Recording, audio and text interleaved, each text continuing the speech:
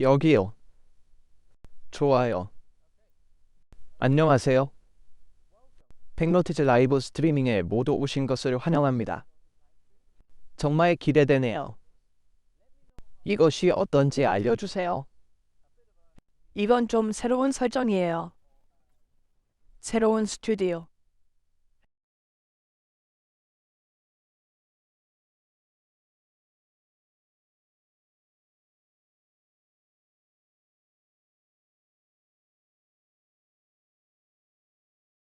우리 돌아왔어. 안녕. 확인. 확인. 확인. 좋아. 아마 이거겠지. 좋아요. 지금은 작동하나요? 좋아요. 제게는 좋은 것 같아요. 알려주세요. 괜찮은가요? 오, 예, 은났나요? 정말 똑똑하네요. 괜찮아요. 이제 다 괜찮아요. 이제 다 괜찮아. 누가 알려줄 수 있어? 지연 시간은? 좋아. 지금 괜찮은 사람이 있어. 지금은 아직. 좋아. 이게 어떤지 알려줘. 체크, 체크, 체크. 원하세요? 헤드폰을 끼겠습니다. 다시 한번 확인해 주세요. 무슨 소리야? 미안해. 좋아요. 들려주세요. 좋아요. 괜찮은 것 같아요. 네. 괜찮은 것 같죠? 좋아요. 좋아요. 좋아요. 좋아요. 배경에 약간의 소음이 있습니다. 저는 그것에 전적으로 동의합니다. 왜 그런지 모르겠어요. 해야겠어요. 와, 이 있나요? 케이블에 결함이 있나요? 좋아요. 그럼 처음부터 시작해 볼까요? 첫째, 댓글에 있는 여러분 모두에게 감사드립니다. 여러분을 뵙게 되어 정말 기쁩니다. 이 영상, 여러분과 대화하게 되어서 반갑습니다. 이 라이브 스트림 중에 다른 방법으로 도울 수 있는 게 있다면 알려주세요. 거기 기술 공지에 태그를 달면 제 채널이 주황색으로 바뀌고 이제 볼 수 있게 됐어요. 그래서 지금은 모든 게 다 괜찮은 듯해. 와이어헤드가 있어. 뺨이 보여. 그들이 있어. 이걸 보고 있는 모든 영국 사람들. 정말 비가 옵니다. 오늘은 비 오는 날입니다. 그리고 밖은 끔찍합니다. 하지만 우선 여기 22만 5천 명의 구독자에게 감사드립니다. 그리고 우리는 오늘 뭔가 흥미로운 일을 할 거예요. 우리는 여기서 이들 노트북을 테스트할 거예요. 이건 아직 보지 못하셨다면 첫 인상과 언박싱, 그리고 이것에 대한 간단한 개요를 꼭 확인해 보시기를 권합니다. 아직 확인하지 않으셨다면 아래 설명에 링크가 있습니다. 자유롭게 확인해 주세요. 연락하세요. 아나 사실일 수도 있고요. 그럴 수도 있고요. 네, 다시 한번 확인해야겠어요. 오디오에 대한 팁을 알려줘서 고맙습니다. 여러분. 아직 모든 걸 정확히 설정하지 못했어요. 그러니까 아직 진행 중인 작업이에요. 그리고 잠깐요. 네, 갑니다. 그리고 좋아요. 제 생각을 다시 말씀드리겠습니다. 이건 제가 실제로 테스트해본 가장 흥미로운 노트북 중 하나입니다. 전선에 대해 죄송합니다. 바로 전에 이 마우스 배터리가 실제로 고갈되고 있다는 것을 깨달았습니다. 그럼 이미 청구되었는지 볼까요? 얼마나 남았나요? 아직 5%입니다. 그것은 안 돼. 알았어요. 100%인 것 같아요.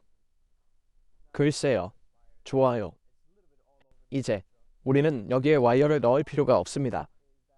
이 인트로 전체에 걸쳐 약간 있습니다.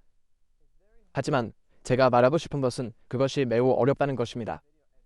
이러한 코덱에서 실제로 노트북을 라이브로 테스트해보지 않았다면 비디오 편집 성능이 어떤지 아는 것은 매우 어렵습니다. 그게 바로 우리가 할 일입니다. 이 대 노트북의 흥미로운 점은 이게 저는 이걸 $1000에 샀어요. 정말 미친 짓이죠. 이게 뭐냐면 정말 좋은 가격이에요. 그리고 앞으로 나올 영상에서 보실 수 있을 거예요. 실제로 이 제품은 델 XPS 16보다 더 좋습니다. 가격이 3배 정도 더 비쌉니다. 정말 정신이 나갈 일이죠. 그럼 우리는 잠시 후에 그것을 할 것입니다. 하지만 그 전에 스폰서로부터 짧은 메시지를 받겠습니다. 이 영상은 ASUS ProArt PZ13가 제공했습니다. 군용 수준의 내구성을 갖춘 크리에이터를 위한 초경량 AI 노트북, 전문가용 OLED 디스플레이, 그리고 키보드와 화면도 분리되어 최고의 휴대성을 제공한다는 걸 말했나요? 그리고 훨씬 더 많은 것들. 아래 비디오 설명에서 전체 재생 목록과 전체 개요를 확인하세요. 이 비디오의 일부를 후원해주신 ASUS ProArt에 감사드립니다. 좋아요. 로렌조는 언제쯤 루너 레이에 대한 리뷰를 기대할 수 있을지 묻습니다. 곧 나올 거예요. 저는 ASUS 1을 몇 개 봤어요. 에이파에 갔을 때 ASUS 1을 몇 개 볼 수 있었어요. 그리고 정말 흥미로운 일들이 다가오고 있습니다. 하지만 지금까지는 이전 세대를 살펴보고 있습니다. 또한 무슨 일이 일어나고 있는지 조금 알려드리겠습니다. 저는 지금 라이젠 9000을 테스트하고 있습니다. 하지만 인텔 측과 일부 벤치마킹 측에서 많은 것이 바뀌었기 때문입니다. 기본적으로 모든 것을 다시 한번 검토해야 할 것 같아요. 어느 것이 더 좋고 오래된지에 대한 좋은 데이터를 제공하기 위해서입니다. 그래서 저는 더 이상 제 오래된 데이터 중 일부를 사용할 수 없습니다. 그래서 그 모든 것이 다시 채워져야 한다는 것을 읽습니다. 그래서 제 9900X가 실제로 벤치마크 되었음에도 불구하고 다른 것들도 다시 테스트해보기 전까지는 이것이 얼마나 좋은지 말씀드릴 수 없을 것 같아요. 그리고 시간이 좀 걸릴 겁니다.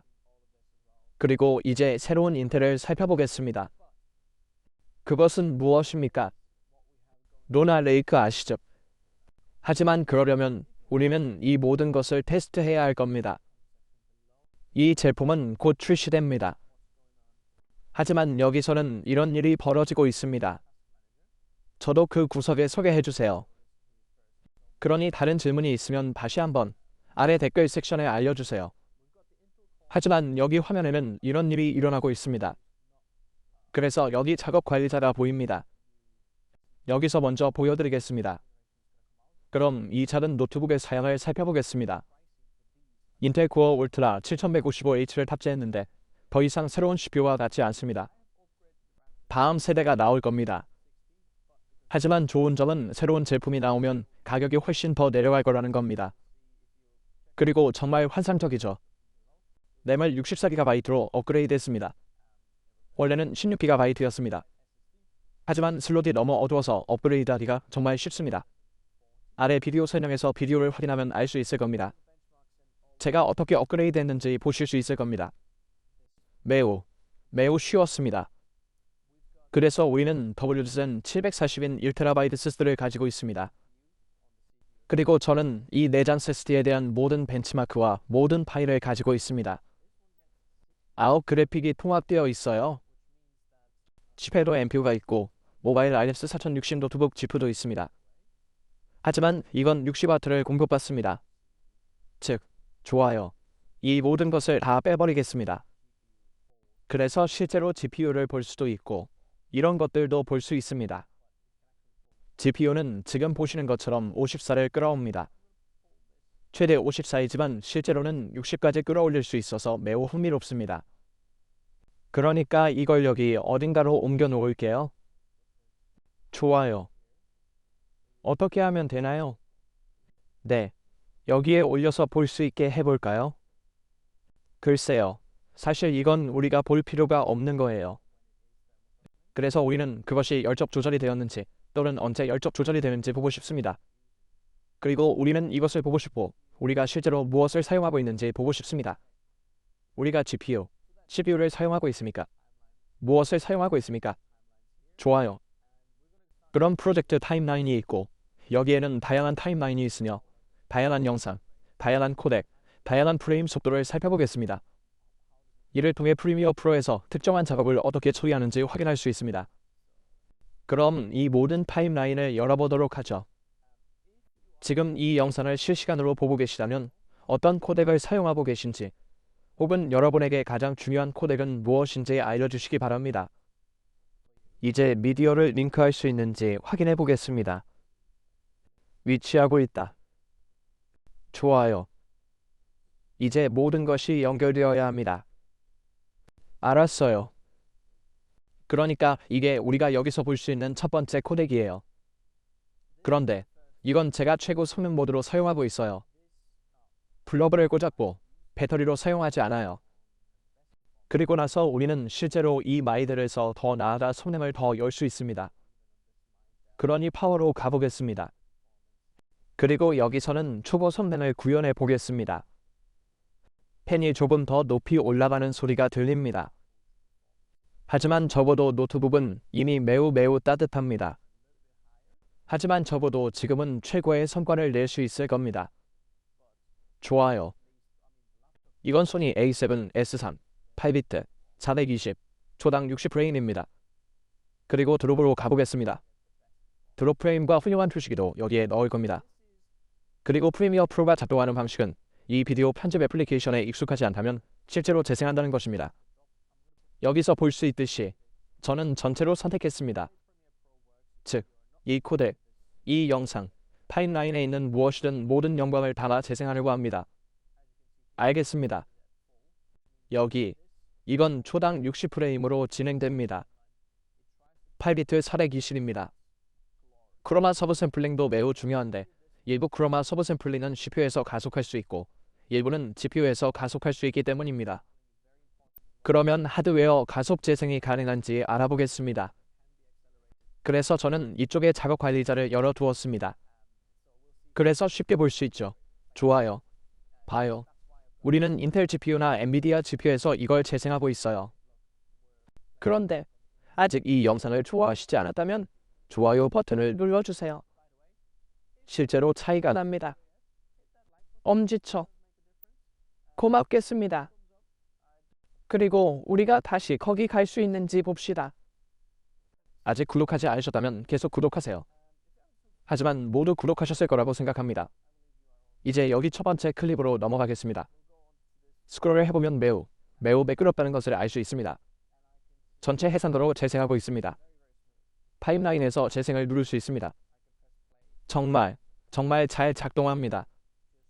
그리고 보시다시피 우리는 GPU에서 하드웨어로 재생하고 있습니다.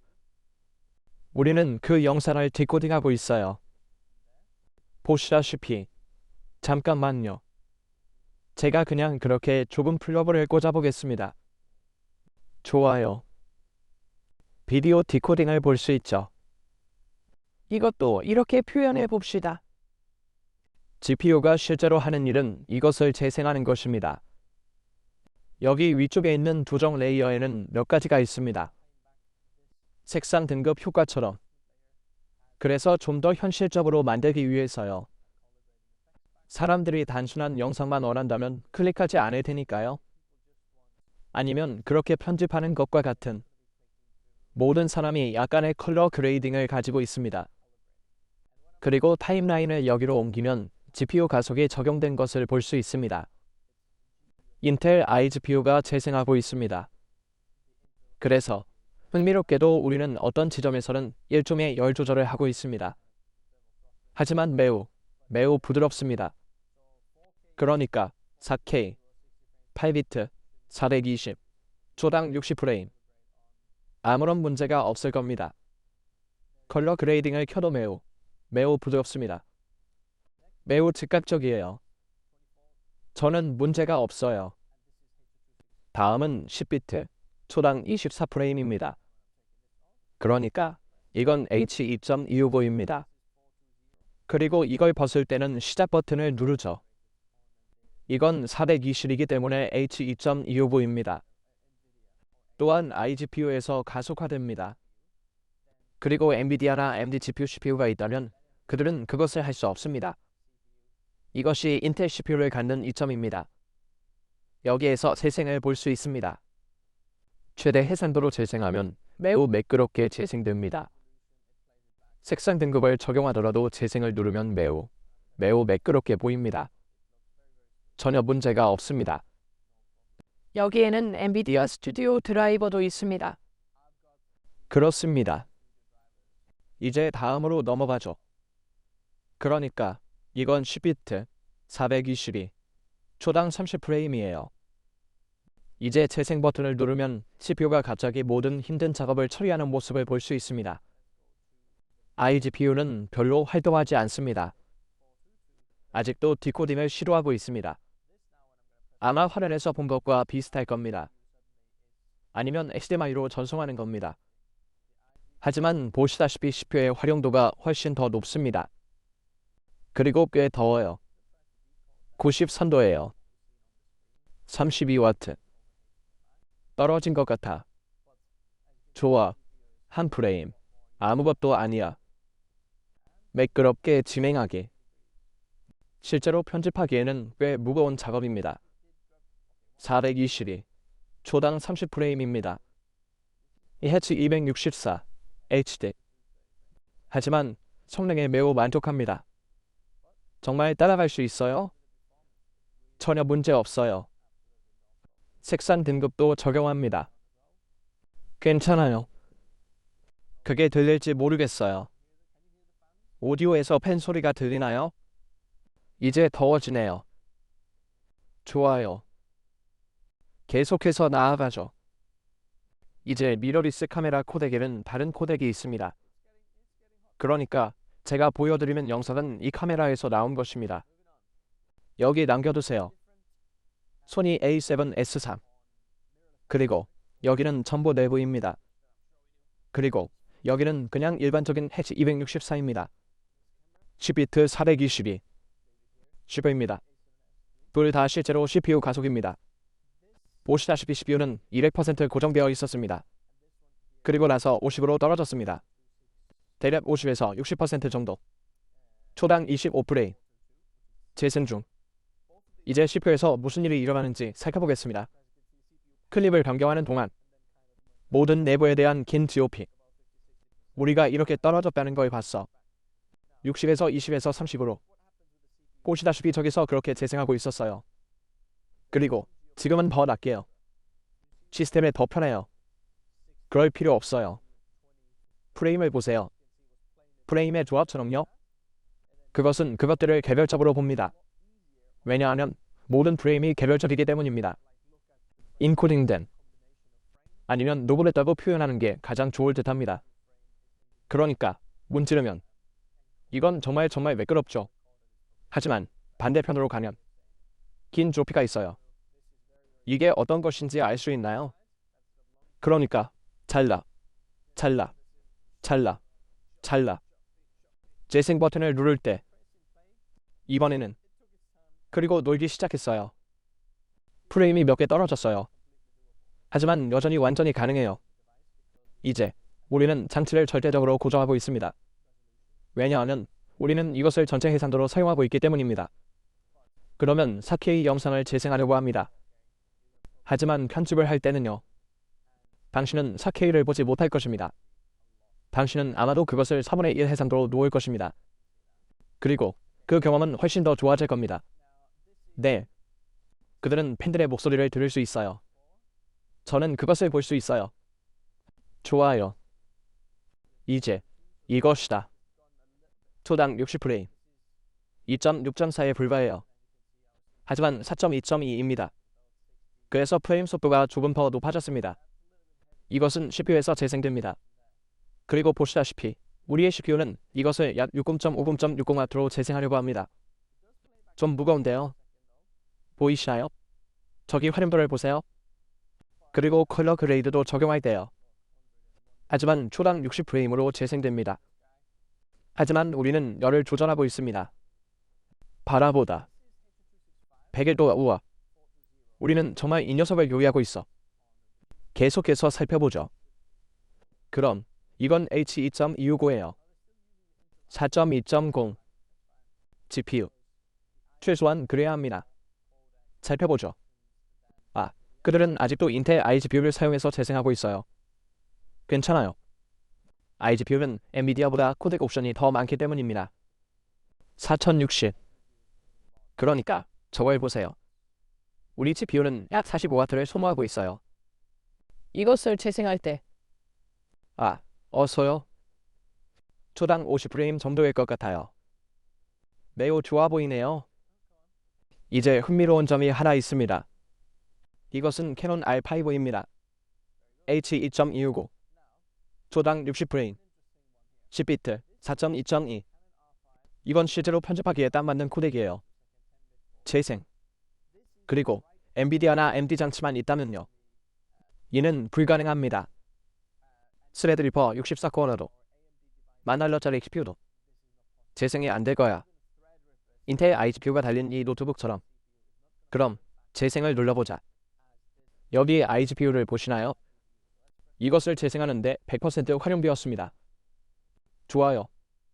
24프레임이 떨어졌어요. 하지만 그렇게 나쁘지 않아요. 엔비디아 GPU는 실제로 재생을 시도하고 있습니다. 색상 등급. 그리고 지금 우리가 이걸 하고 있을 때 나사가 너무 매끈해요. 믿을 수 없어요. 이건 미친 짓이야. 정말 좋아요. 그리고 정말 쉽죠.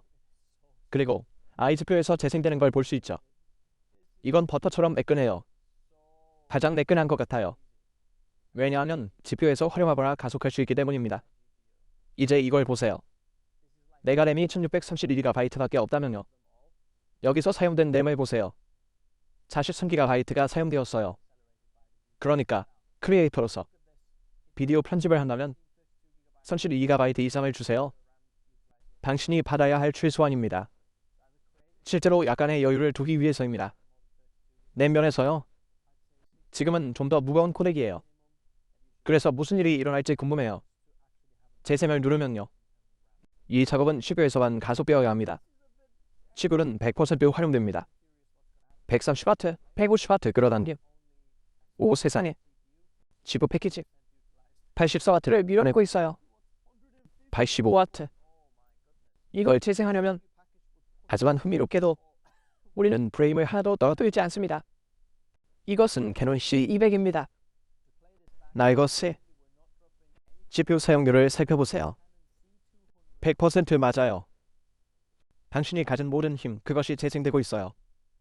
저걸 보세요. 인텔 iGPU는 정말 많은 것을 더합니다. 그래서 우리가 여기 실제 코덱을 볼 때 저는 이것이라고 생각합니다. 네, 보세요. 이것은 DCI 4K입니다. 그래서 평소보다 픽셀이 조금 더 많습니다. 열시 초당 60프레임. 그리고 이것이죠. 모두 날 것. 그리고 그것을 재생합니다. 전체 해상도로. 노트북으로는 미친 짓이에요.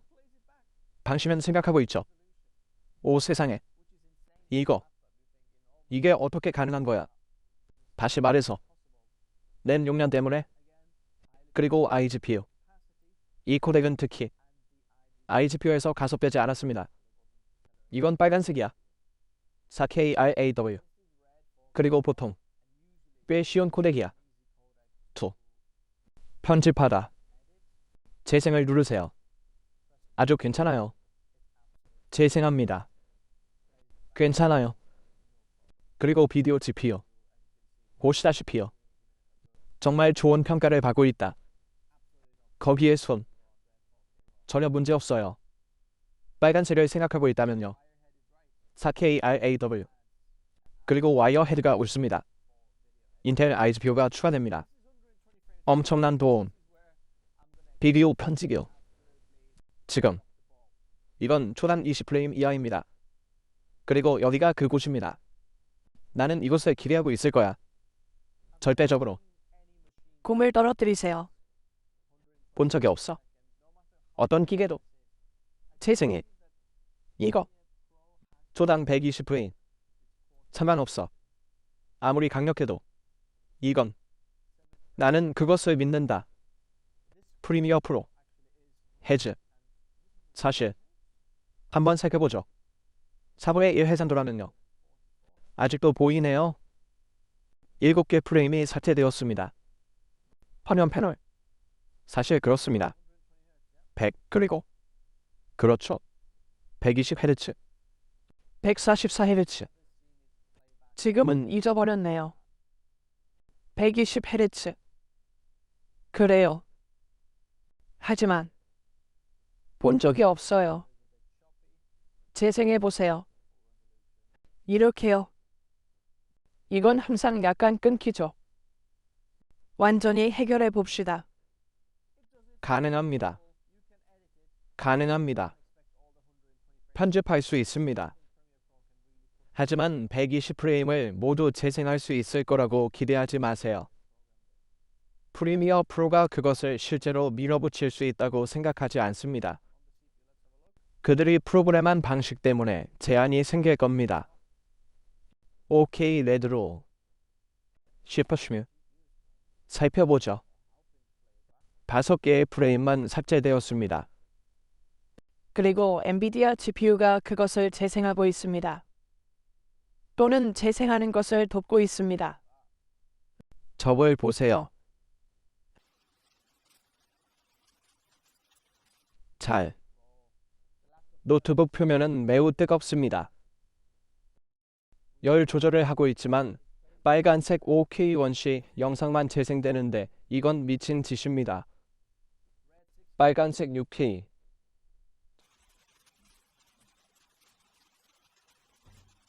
맥 아니요. 저걸 보세요.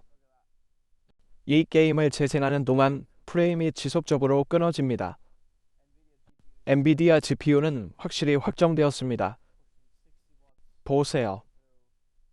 우리는 60W를 밀어내고 있어요.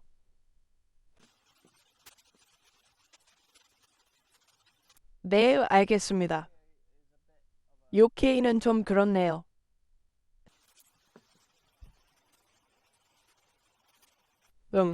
저걸 보세요. 실제로 4분의 1 해상도는 작동합니다. 그러니까 6K를 한다면 이건 전혀 괜찮습니다. 이것은 붉은 코모도라고 생각해요. 보세요. 해상도를 4분의 1로 줄여도 몇 프레임은 여전히 소실됩니다. 하지만 매우 강력한 6KB 원시 매우 쉬운 것 같아요. 두 사람이 함께, 세 명이 함께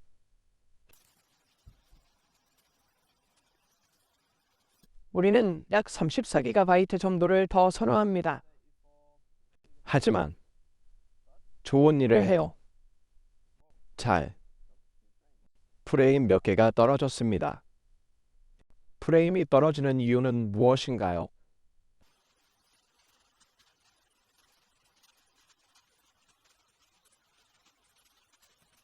노트북 표면이 너무 따뜻해요.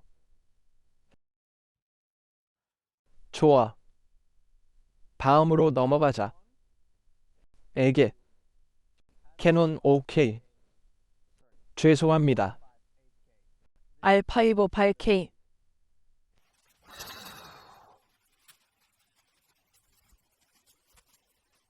사실 꽤 괜찮아요.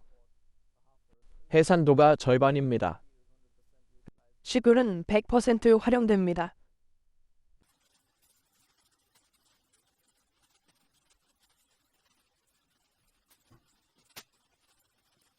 네, 흥미롭네요.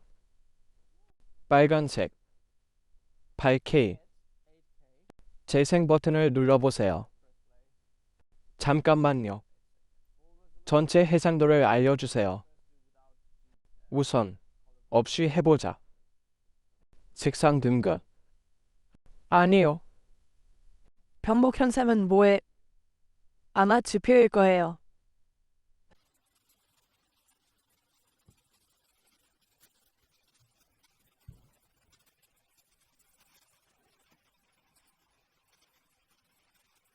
보세요. 8K의 전체 해상도를 구현할 수는 없습니다. 절반을 보죠.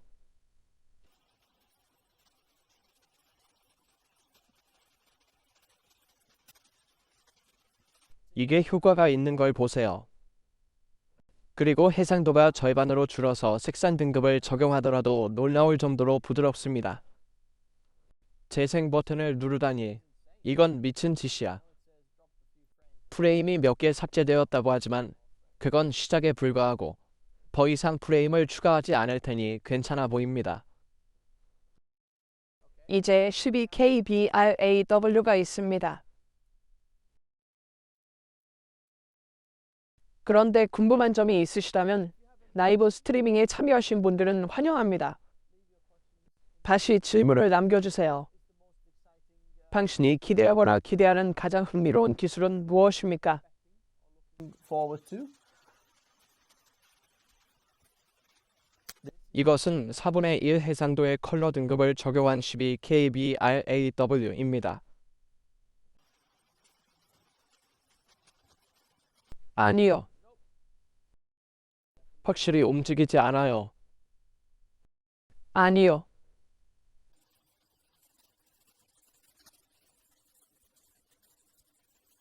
아니요. 4분의 1 해상도도 역시 효과가 없습니다. 8번을 해봅시다.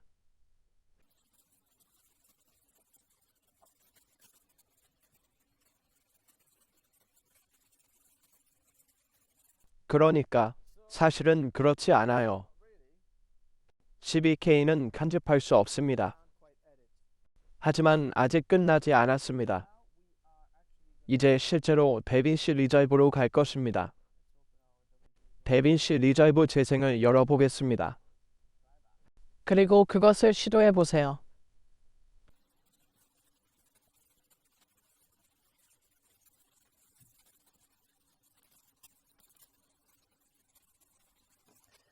데빈시 리졸브는 실제로 약간 다르게 작동합니다. 왜냐하면 어서 해봐요. 알겠습니다. 좀 더 공개해야 할 것 같습니다. 이제 봅시다. 우선 초당 4K 30프레임 타임라인이 있습니다. 잠깐만요. 여기가 끓고 있어서 후드티를 벗을게요. 나는 아직 여기 있어. 아무데도 가지 않았어.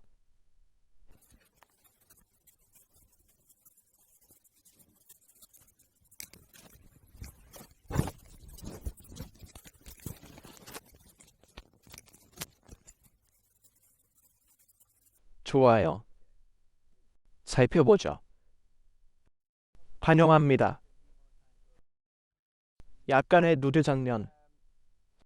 데빈시 리졸브에서 이 영상을 사용하거나 재생하는 방식은 마치 타임라인 해상도를 설정하는 것과 같습니다. 그리고 만약 그것을 바꾸면 그것이 시작되거나 모든 것을 확인하려고 할 겁니다.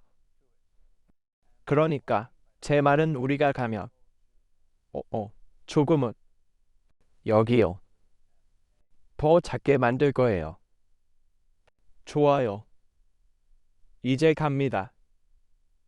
여기서 타임라인이 초당 24프레임의 UHD로 설정된 것을 볼 수 있습니다. 그것이 모든 것이에요. 우리가 이 모든 코덱에서 시도하려는 것은 다음과 같습니다. 여기에는 아주 좋은 코멘트가 있는데 때로는 두세 개의 클립을 전체 해상도로 읽을 수 있지만 전환이나 타이틀, 컬러 그레이딩만 있는 큰 프로젝트의 경우 모두 무너진다고 합니다. 그리고 저는 당신의 의견에 전적으로 동의합니다. 저희는 13900K, 14, 90, 128GB의 DDR5를 탑재한 편집 장비를 갖고 있습니다. 그리고 어떤 것을 사용하느냐에 따라 간단한 전환만으로도 기계가 막힐 수 있습니다. 그러니 그건 전적으로 여러분의 작업 흐름과 여러분이 하는 일에 달려 있습니다. 그렇다면 성능이 엄청나게 달라질 수 있겠죠. 그럼 지금은 컬러 그레이드를 제거해 보겠습니다. 좋아요. 여기서는 그냥 스크러빙을 합니다. 특별히 좋지는 않습니다. 글쎄요. 초당 30프레임의 경우 프리미어 프로와 거의 같습니다. 사실 여기가 더 부드럽습니다. 초당 30프레임. 훨씬 부드러워졌어요. 무엇을 사용하는지 봅시다. 자동 디코드 옵션은 인텔과 엔비디아의 겁니다. 엔비디아를 해제하면 글쎄요. 나중에 올바른 인코더를 선택하는지 보겠습니다. 초당 30프레임, 422 10비트는 전혀 문제 없습니다. 초당 25프레임, 422 10비트는 괜찮아요. 초당 30프레임만큼 매끄럽지 않은데 프레임이 더 많기 때문인 것 같아요. 영상을 보세요. 그리고 CPU에 부담을 덜 주는 시가 있습니다. 다시 재생해 볼까요? 네, 괜찮아 보입니다. 이제 여기에 있는 색상 등급을 조금 적용하면 간단한 색상 등급입니다.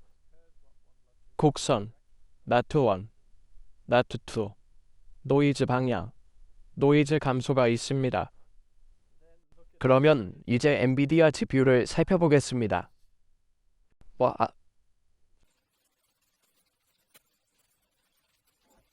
그래요. 4060은 데빈시 리자이브의 모든 요구사항을 충족시키기에 충분하지 않습니다. 초당 60프레임을 살펴보겠습니다. 다시 한번 우리는 색상 등급을 설정했습니다. 색상 등급이 적용되지 않았습니다. 영상이 완벽해 보입니다.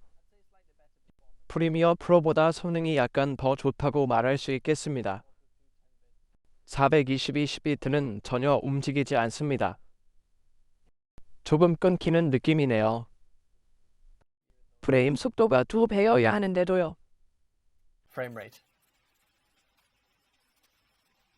뒤집어서 얼마나 더운지 보세요. 102도. 초당 50프레임. 그럼 지금 여기서 무슨 일이 일어날지 궁금해요. 그럼 재생을 누르겠습니다. 네, 저걸 보세요. 내 생각에 왜 사용하려고 하는 건가요? 엔비디아. 실제로는 인텔 제품을 사용하고 있는데 이것이 맞습니다.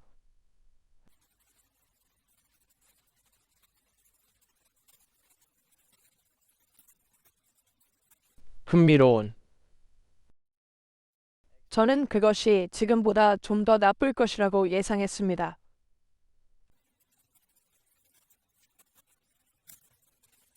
이건 사실 매우 좋습니다. 맙소사, 이게 겨우 $1000짜리 노트북이라고는 믿을 수 없어. 미친 짓이야. 그래서 우리는 시도해봤어. 이것도 시도해보자. 초당 4K 60프레임. 하나는 420입니다. 하나. 그러니까 8비트 420. 괜찮아요. 422 10비트. 안 좋아요. 좋아요. 4K 레드 RAW를 시도해봅시다. 사실, 네, 아주 좋아요. 재생을 누르세요.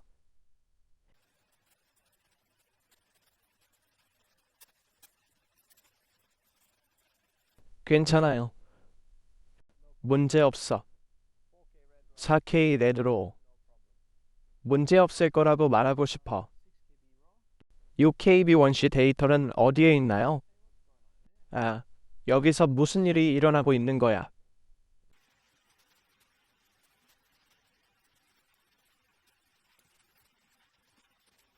제대로 작동하지 않는 것 같아요.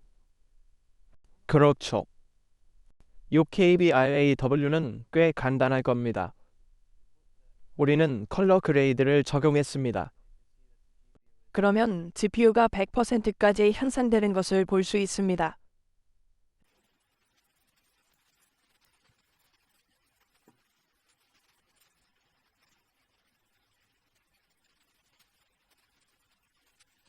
사람들은 항상 1080 파임라인을 고수하고 해결하라고 말하죠.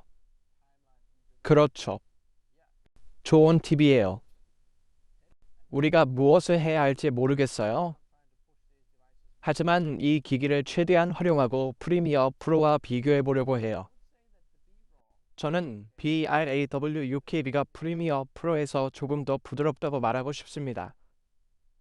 사실 그렇게 나쁘지도 않아요. 매우 유사해요.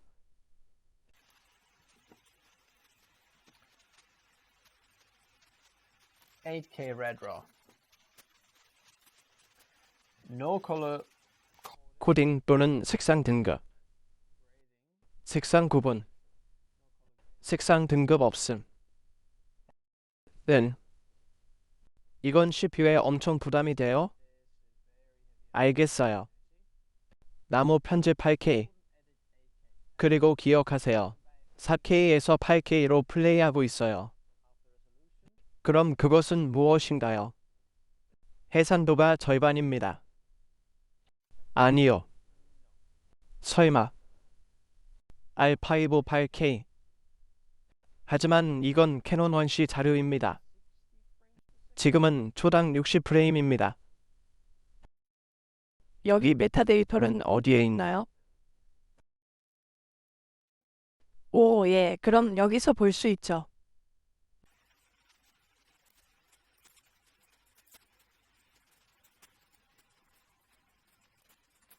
아, 그래. 여기에서 볼 수 있습니다. 마치 치카치카치카치카치카치카치카치카치카치카치카를 할 수 없는 것과 비슷합니다. 램은 30기가 사용되었습니다. Back on YouTube, but this is a bit like jig jig jig jig jig jig jig. Can't do it. 30 gigs of RAM. 고맙지만 싫다는 뜻이에요. 저는 그것을 할 수 없습니다. 어서 해봐요. 오, 그거군요. 좋아요. 캐논 원시. 괜찮아요. 초당 30프레임. 나쁘지 않아요. 프리미어 프로보다 낫다고 말하고 싶어요. 마침내 12K입니다. 좋아요. 한번 살펴보죠. 로딩 중이에요. 로딩 중이에요. 이건 좋지 않은 것 같아요. 4K로 재생하려고 하는 경우에도 마찬가지입니다. 그렇게 하지 않고 있습니다. 초당 1프레임도 안 돼 터무니없어. 그걸로 편집할 수 없어. 그러니 12K도 문제없죠? 이 영상 편집의 결론은 이제 뭐야? 좋아요.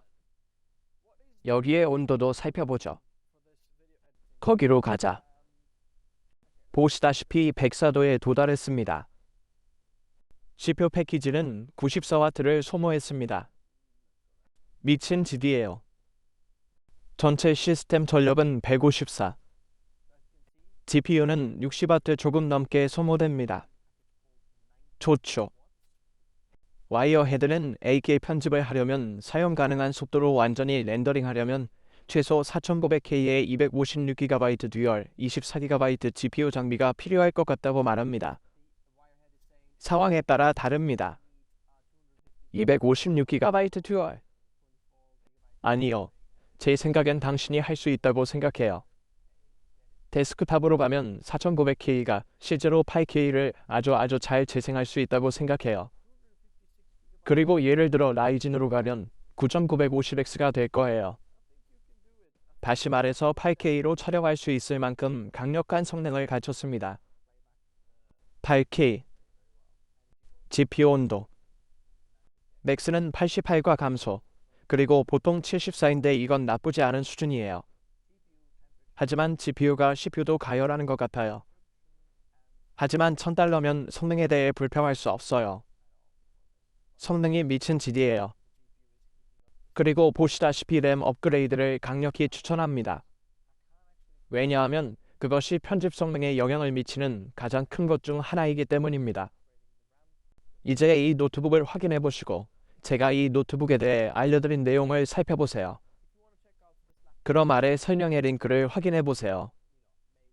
거기에 있습니다. 그리고 또 뭐가 있는지 아세요? 다른 질문이 있으면 지금 당장 알려주세요. 이 라이브 스트림을 아주 곧 끝낼 테니까요. 그래서 그렇게 길지는 않을 거예요. 하지만 제가 도울 수 있는 질문이 있으면 알려주세요. 흥미로운 점은 여기 있는 이 사람이 여기 있는 이 사람보다 훨씬 저렴하다는 거예요. 이 녀석도 해볼게요. 저 녀석을 테스트 해볼게요. 이건 얼트라 9 185H예요. 하지만 여기 있는 것은 155H입니다. 그리고 흥미로운 점은 얼트라 9가 많은 경우 얼트라 7보다 약간 더 느리다는 것입니다. 얼트라 7이 조금 더 많은 전력을 공급받기 때문입니다. 이 녀석은 가격이 3배는 낮아요. 정말 흥미로운 일이죠. 일부 타임라인에서 어떤 성능을 보이는지 보고 싶습니다. 지금으로선 정말 좋아 보입니다. 한 가지 더 테스트를 해보겠습니다. 그리고 몇 가지 질문을 받겠습니다. 그러니까 이걸 입어서 내가 뭘 하는지 보여드리겠습니다. 프리미어 프로는 어디에 있나요? 이걸 열게요. 맞아요. 다른 질문이 있나요? 그런데요. 어떻게 보이는지 알려주세요. 제가 4K 스트리밍을 처음 하는 것 같아요. 이 라이브 스트리밍 중에 프레임이 0.3 정도 떨어진 것 같습니다. 여러분 중에 이걸 느낀 사람이 있나요? 제게는 꽤 괜찮아 보입니다. 하지만 당신이 보고 들은 것을 알고 싶습니다. 괜찮은가요? 그래서 여기서도 테스트 내보내기를 하려고 합니다. 그리고 이걸 내보내는데 얼마나 걸리는지 알고 싶습니다.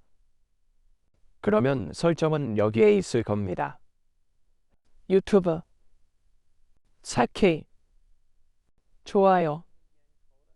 이걸 데스크톱에 넣어보겠습니다.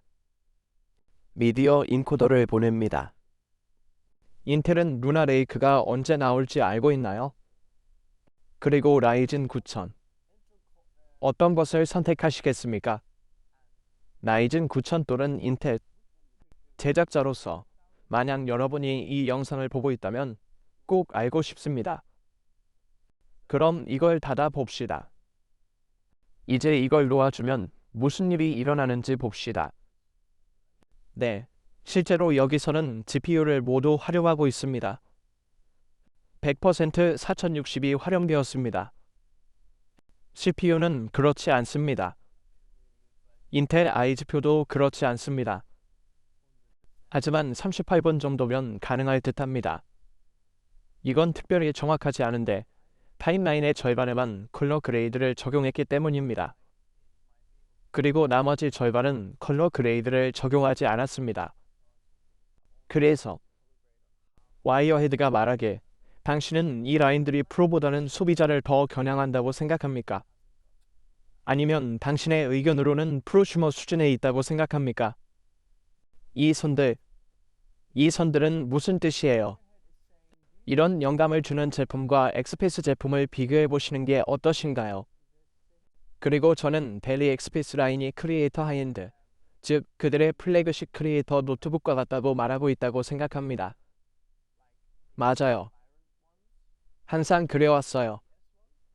이 노트북은 성능 외에도 크리에이터용 노트북으로 적합한 다양한 특징이 있습니다. 그리고 화면, 디자인, 여기 있는 모든 것이 이 인스퍼런보다 훨씬 낫습니다.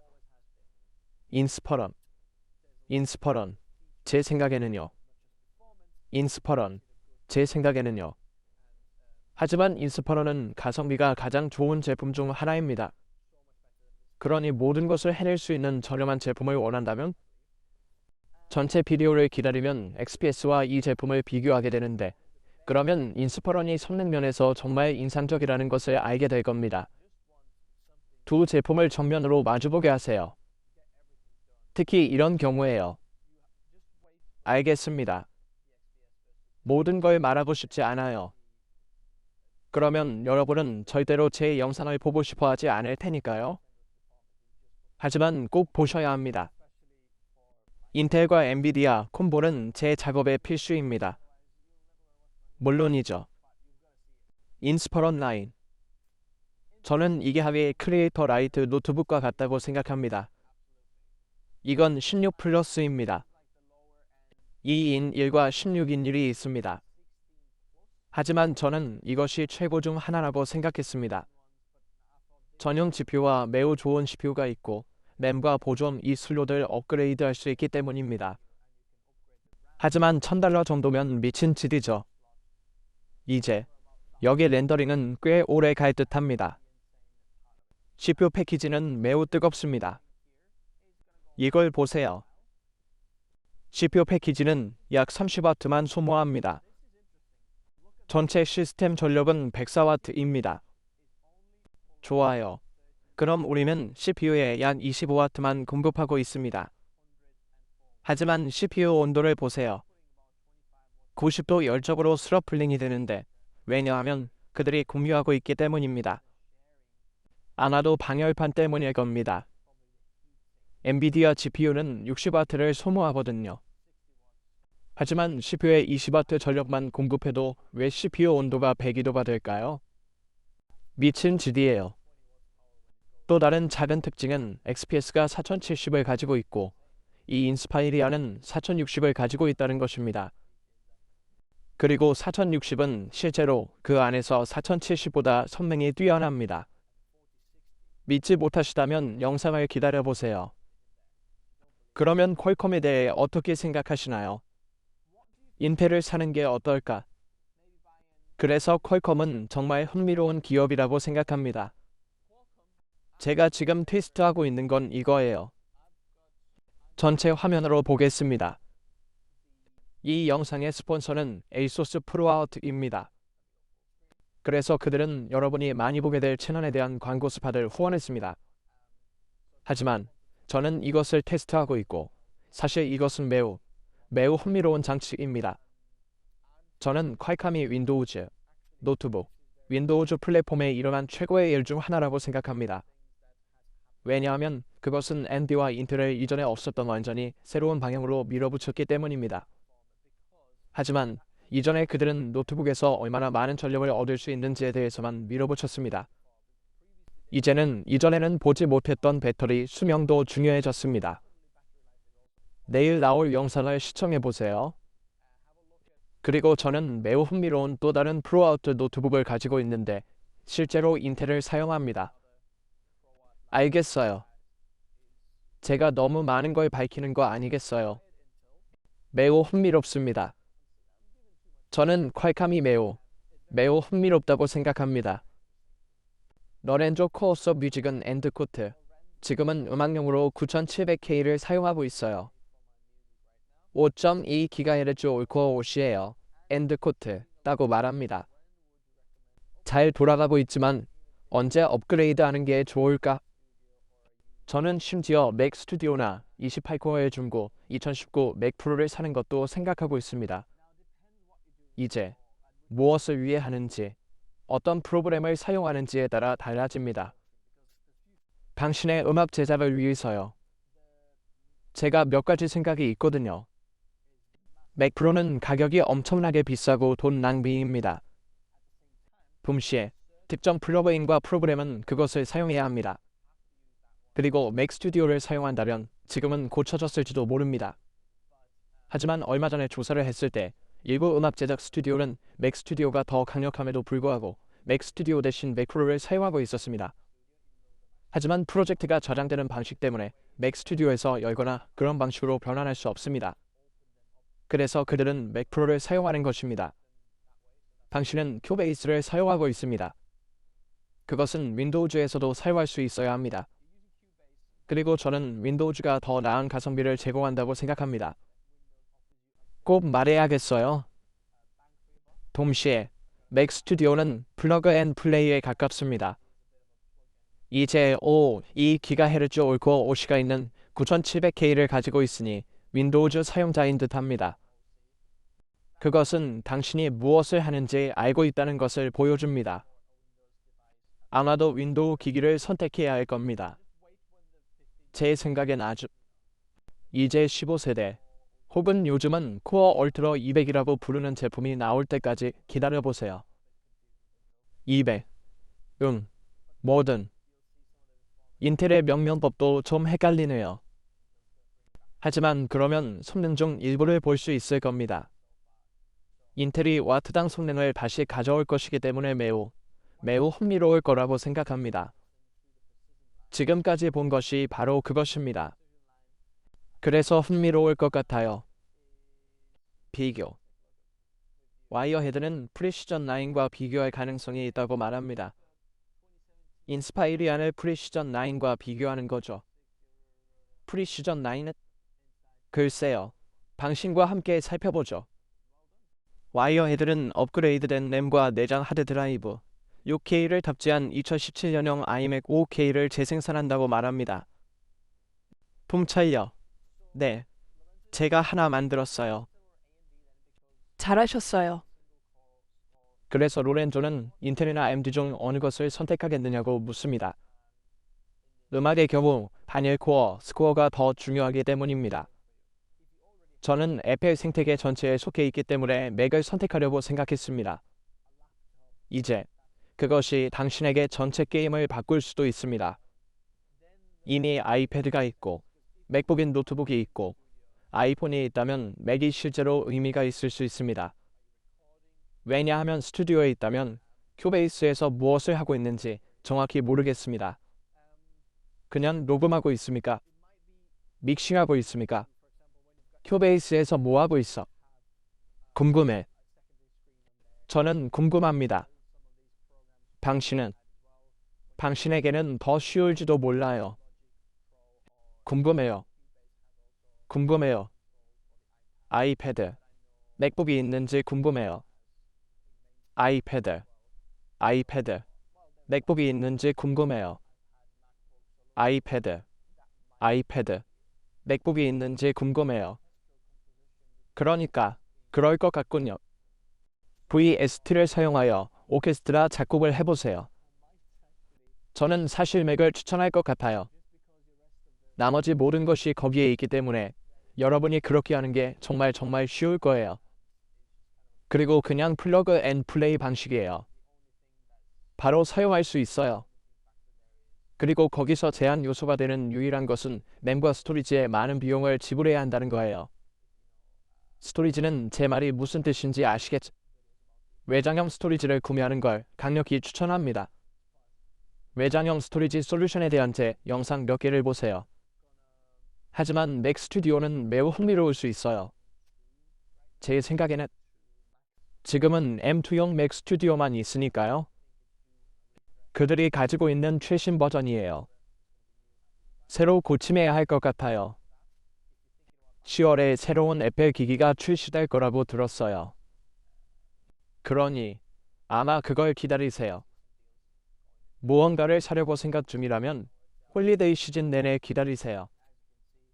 왜냐하면 아시다시피 우리는 아마 거기서 몇 가지 할인이 있을 테니까요. 우리의 대리 여기서 어떻게 지내고 있는지 살펴보죠. 보시다시피 우리의 엔비디아 GPU는 여전히 엄청나게 잘 돌아가고 있습니다. 사실 그걸 해냈다는 게 여전히 굉장히 인상적이에요. 로렌조가 말하길 64GB M1 울트라를 $2,500에 판매할 수 있는 오퍼가 있는데 가치가 있을지 모르겠어요.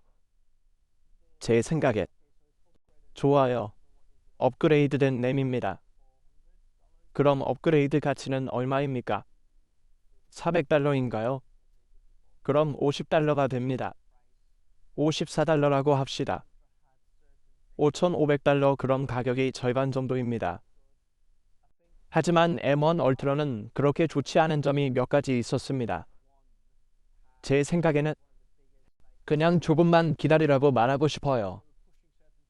M1이 가장 큰 것 중 하나라고 해서 일종의 그들은 특정한 것들을 밀어붙이고 있었습니다. 그리고 거기에는 대부분의 문제가 있습니다. M2는 조금 더 세련되었습니다. M3는 더욱 세련되었습니다. 그리고 이제 M4가 나왔습니다. 그러니 이제 어떤 M4 기기가 나오든 저는 그것이 여러분이 가지고 있는 것보다 훨씬 더 나을 것이라고 생각합니다. 지금은 좋은 가격입니다. 얼트러 스튜디오의 경우 2,500 정도입니다. 하지만 나는 기다리겠습니다. 난 그래도 기다릴 거야. 난 그래도 기다릴 거야. 사실 저는 이 영감에 매우 감명을 받았습니다. 당신이 그런지 모르겠지만 사실 이건 매우 좋아요. 정말 견고하죠. 지표에서 60W를 밀어내고 있으니 좋습니다. 와트 수가 유지되고 지표에서 가능한 모든 것을 밀어내고 몇 개의 클립이 더 있습니다. 그런 다음 실제로 5분 더 기다리겠습니다. 이것이 끝나면 이 클립이 컬러 그레이딩을 위한 것이라는 것을 알지만 이것은 빨간색 4K입니다. 몇 개의 클립이 더 있고 그런 다음 컬러 그레이딩 되지 않은 클립으로 넘어갈 것입니다. 사실 저는 엔비디아 GPU에서 무슨 일이 일어나는지 보고 싶고 실제로는 인텔 GPU로 가야 하지만 지금 갑자기 CPU도 밀어붙이고 있고 총 시스템 전력 소모량은 131입니다. Total system power draw 131 watts. Now that is interesting because 전원 플러버는 130W, 140W만 공급함으로 가능한 한 많은 전력을 전원 플러버로 공급하고 배터리에서 전력을 약간 끌어내고 있습니다. it's not enough.